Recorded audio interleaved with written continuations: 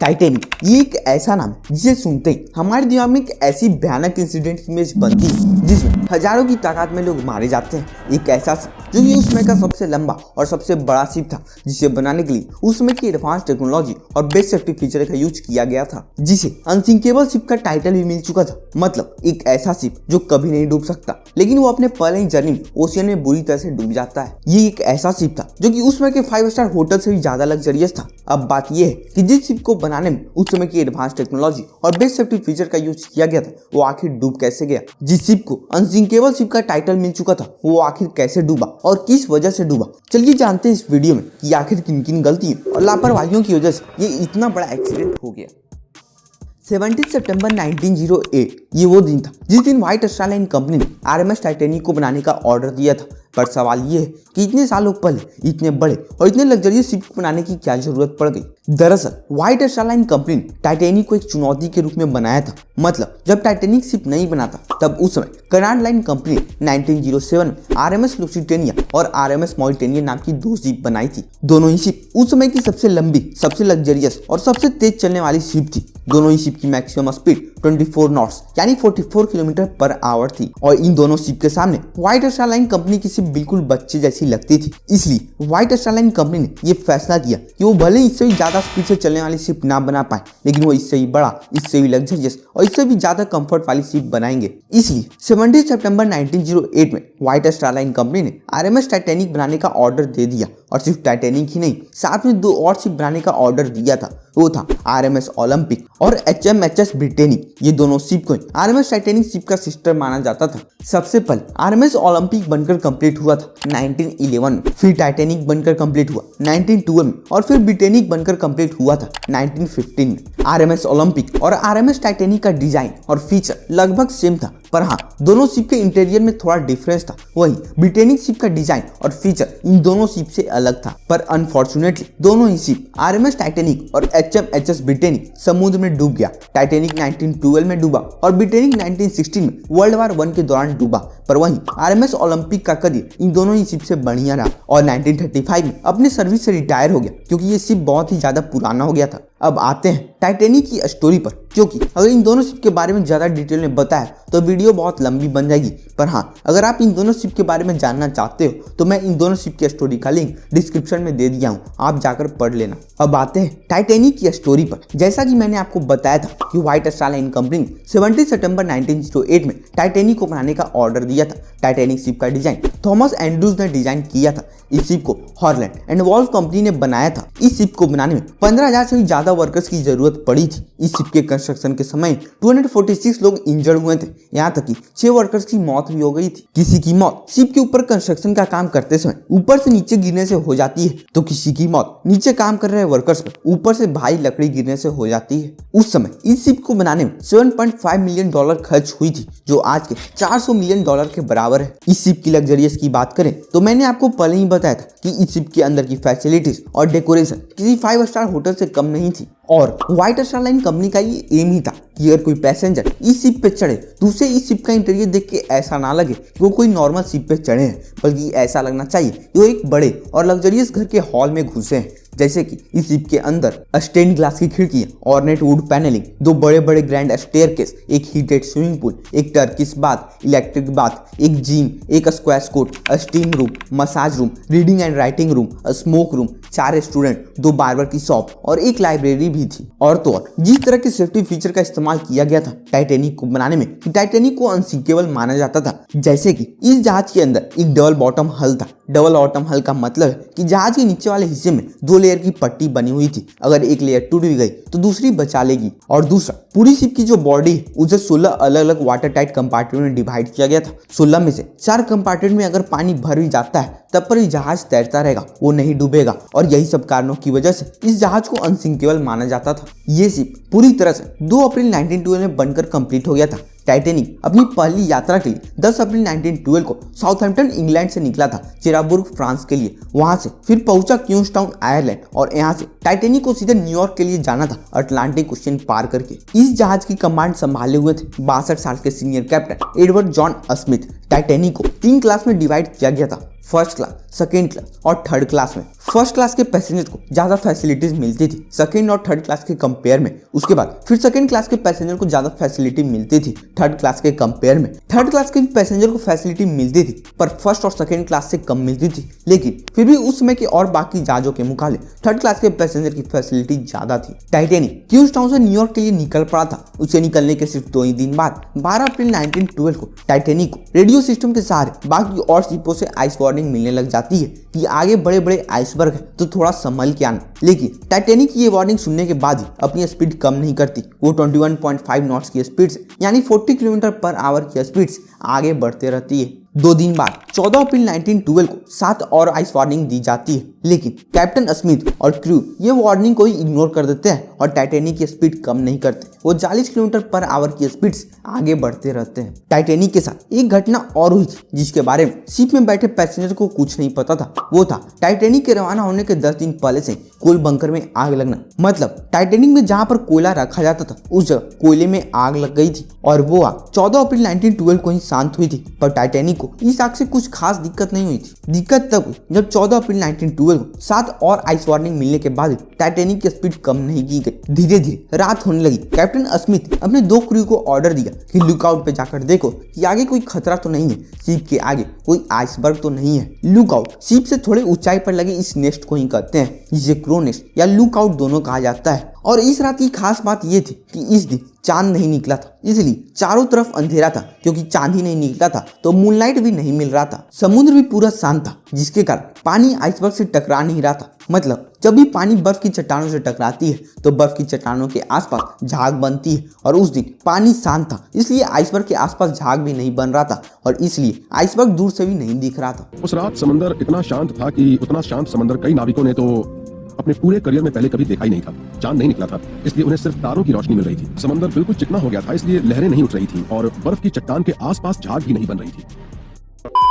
जो क्रू इस lookout point पे बैठा था उसे बड़े ही ठंड का सामना करना पड़ता है। ठंड की वजह से सामने कुछ साफ से दिखाई नहीं पड़ रहा था। लेकिन रात की 11:40 में फ्रेडरिक फ्लिट नाम का एक बंदा जो इस लुकआउट पॉइंट पे बैठा था, वो अचानक से अपने सामने एक काला सा पहाड़ देखता है। उसे बर्फ की चट्टानें नहीं दिखती क्योंकि चारों तरफ अंधेरा था। उस रात चांद नहीं निकली थी, इसलिए कोई मूनलाइट भी नहीं थी। इस काले से पहाड़ को देखते ही फ्रेडरिक फ्लिट ने तुरंत 3 बार घंटा बजा दिया ताकि नीचे बैठे हुए लोग सुन सके। फिर फोन उठाकर कॉल करता है ऑफिसर्स को और चिल्लाकर कहता है कि सामने एक आइसबर्ग है, जल्दी से जहाज को मोड़ो। फर्स्ट ऑफिसर विलियम वुडॉस इस इंस्ट्रक्शन को सुनते हैं और इंजन रूम को ये संदेश देते हैं कि जल्दी से जहाज को लेफ्ट डायरेक्शन में मोड़ो। लेकिन अनफॉर्चुनेटली तब तक बहुत लेट हो चुका होता है क्योंकि कुछ ही सेकंड के बाद टाइटैनिक आइसबर्ग से टकरा जाती है। और ये आइसबर्ग कोई छोटा मोटा आइसबर्ग नहीं था, ये एक फुटबॉल फील्ड इतना बड़ा था और इस आइसबर्ग की हाइट भी बहुत ज्यादा थी। साइंटिस्ट का ये एस्टिमेट है कि इस आइसबर्ग का वजन 1.5 मिलियन टन था।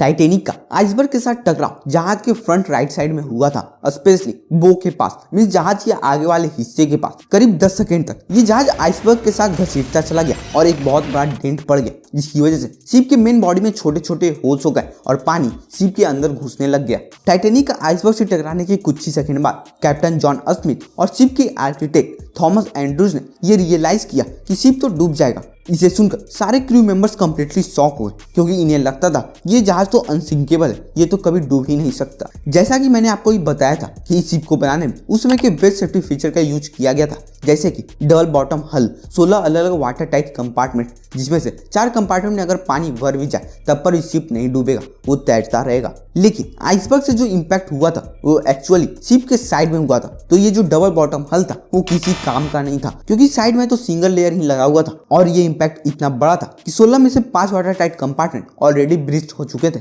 मतलब उनमें पानी भर चुका था, लिमिट 4 तक ही थी। 5 कंपार्टमेंट का पानी से भरने का मतलब था कि इस जहाज को अब डूबने से कोई नहीं बचा सकता, अब ये अनसिंकेबल जहाज भी डूब जाएगा। टकराव के करीब 20 मिनट बाद रात के करीब 12 बजे कैप्टन स्मिथ ने अपने क्रू को ये ऑर्डर दिया कि डिस्ट्रेस कॉल भेजना शुरू करो रेडियो पर, जिससे हमारे आसपास जो जहाज होंगे वो हमारे सिग्नल को पकड़ेंगे और हमें बचाने आ जाएंगे। रेडियो ऑपरेटर्स लगातार एक के बाद एक डिस्ट्रेस कॉल भेजते हैं पर कोई रिस्पॉन्स नहीं आता। लगभग 20 मिनट बाद 12:20 AM में RMS कारपेथिया जहाज जो टाइटैनिक के पास था वो सिग्नल पकड़ लेता है। रेडियो पे टाइटैनिक के ऑपरेटर से बात करता है और टाइटैनिक की तरफ बढ़ने लगता है, पर दिक्कत ये थी कि जहाज पास तो था लेकिन 107 किलोमीटर दूर था। इसलिए अगर ये अपनी टॉप स्पीड से भी टाइटैनिक की तरफ बढ़ेगा तो इसे टाइटैनिक तक पहुंचने में 3.5 घंटे का समय लग जाएगा। टाइटैनिक पे और जो क्रू थे वो फ्लेयर्स और रॉकेट्स जलाते हैं हवा में, इस उम्मीद से कि हमारे आसपास कोई और जहाज होगा तो इधर ध्यान देगा और हमारी तरफ आएगा। लेकिन अनफॉर्चुनेटली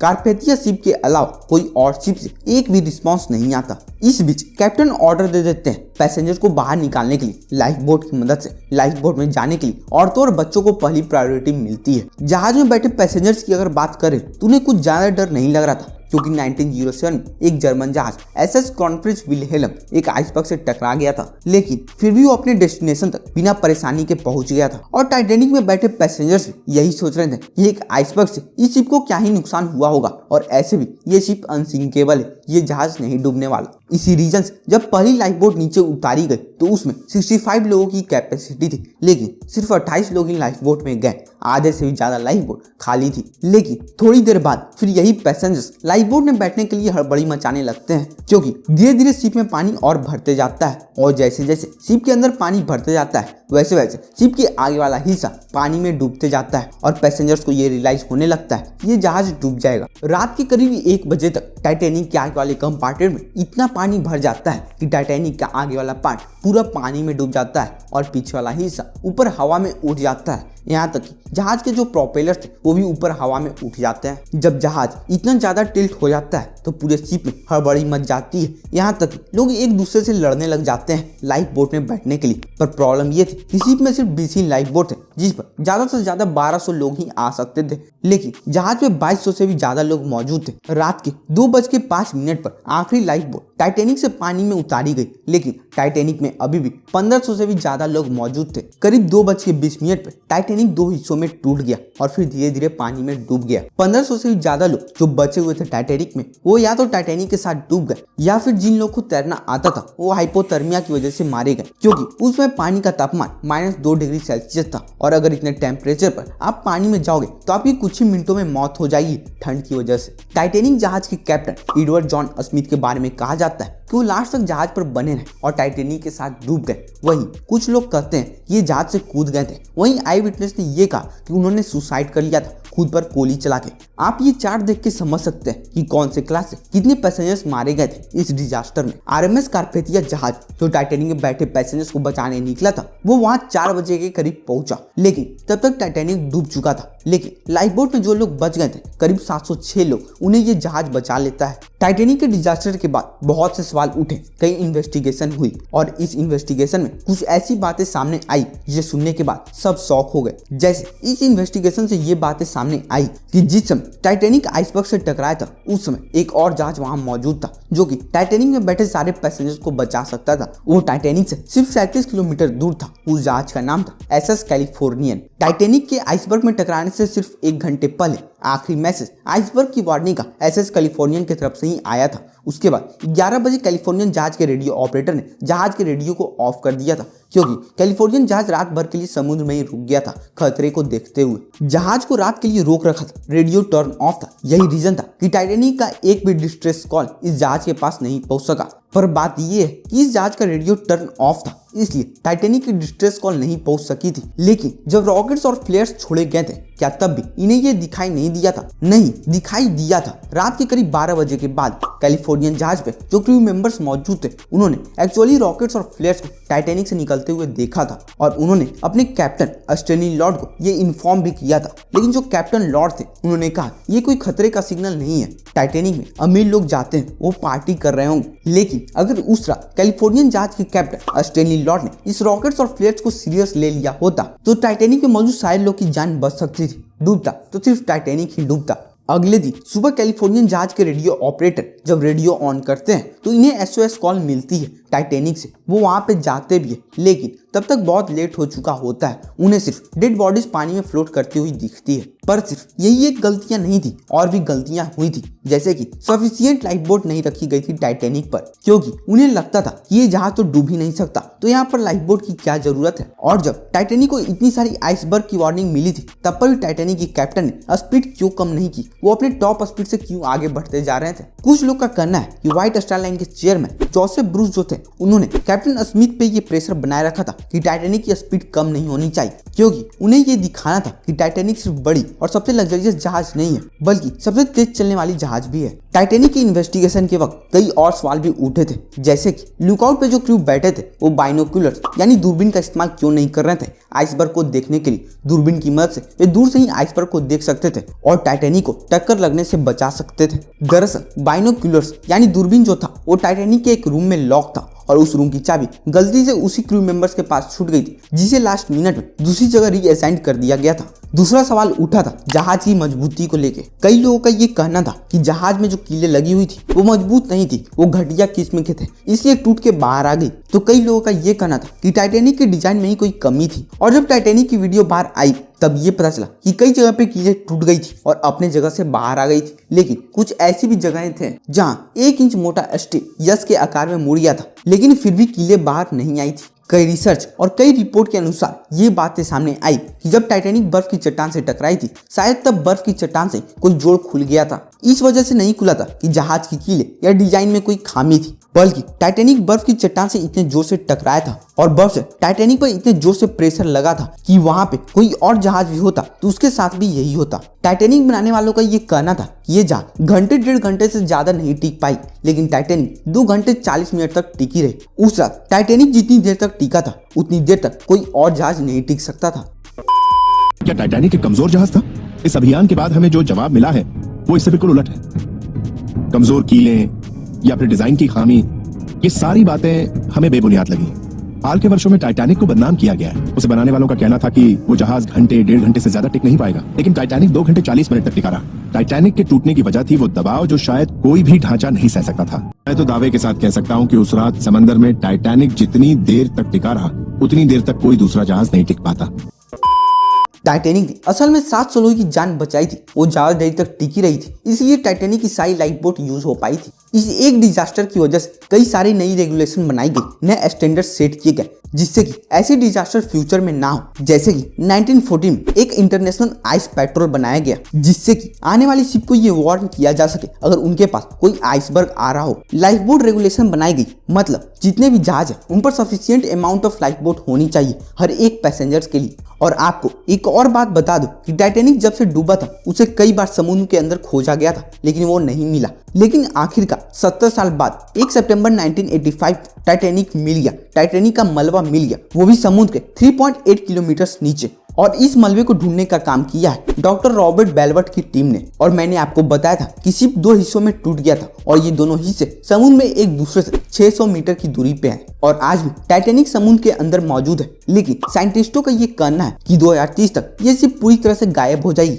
एक रिपोर्ट में बताया गया है कि पानी में मौजूद बैक्टीरिया और अलग अलग ऑर्गेनिज्म इसके मेटल फ्रेमवर्क को खाए जा रहे हैं। टाइटैनिक के बारे में आपका क्या ओपिनियन है, कमेंट सेक्शन में जरूर बताइएगा। और अगर आप खालिस्तान के बारे में फुल डिटेल में जानना चाहते हैं तो आप लेफ्ट वाली वीडियो पर क्लिक करके देख सकते हैं।